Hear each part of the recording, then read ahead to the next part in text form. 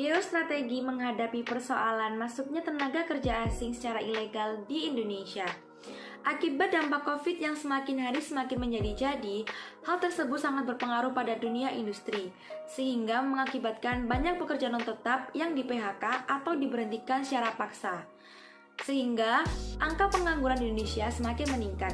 Ironisnya, di tengah pandemi saat ini, tenaga kerja asing asal Cina memasuki Indonesia dengan mulusnya. Hal tersebut menyakitkan dan mencederai hati para buruh tanah air.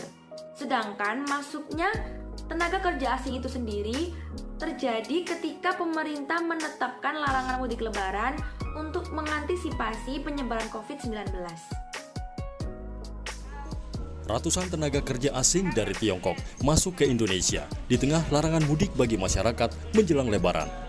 Dirjen Imigrasi Kementerian Hukum dan HAM Johnny Ginting membenarkan kedatangan 3 kloter TKA Tiongkok ini.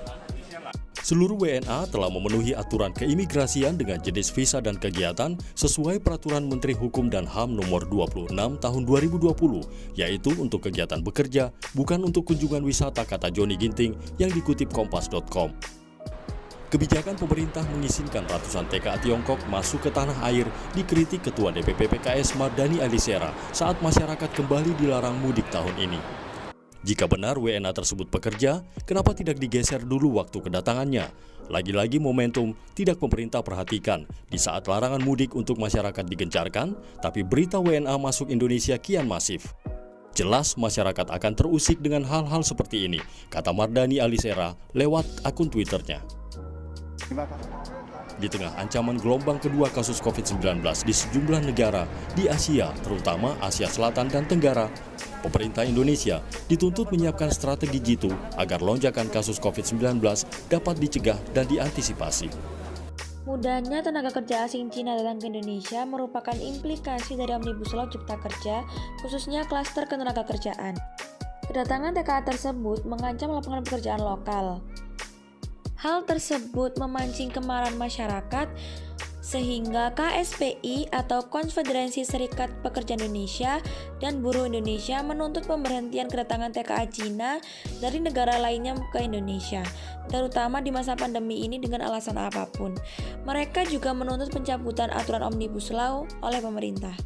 Tidak hanya sampai di situ, mahasiswa pun ikut turun tangan di mana mereka menuntut Dewan Perwakilan Rakyat Daerah untuk membuat surat penolakan datangnya tenaga kerja asing ke Kolaka, Sulawesi Tenggara.